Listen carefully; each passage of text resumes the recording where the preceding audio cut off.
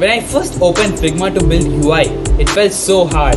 I barely understood 5% of it, and honestly, I was really to give up. But then I paused. I took pen and paper. I started to roadmap how can I solve this problem actually. I asked myself, what are my strengths? I realized it lies in Canva. My weakness, limited time. So after a quick brainstorm, I came up with an idea that might help other beginner UI UX designers too. I designed a simple poster, portrait or landscape, it doesn't matter in Canva. Then I brought to Figma, I placed a transparent frame over it, basically a button connected to the another frame of the UI, and just like that, it's a basic and working prototype. It was an easy way to get started without feeling overwhelmed. This process taught me something important. Every time you face a problem, the way to solve might be different.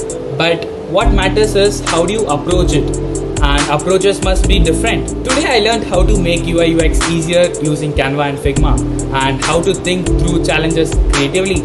Now I'm curious. What did you learn today? Drop it in comments so we can grow together. And of course, follow me for more.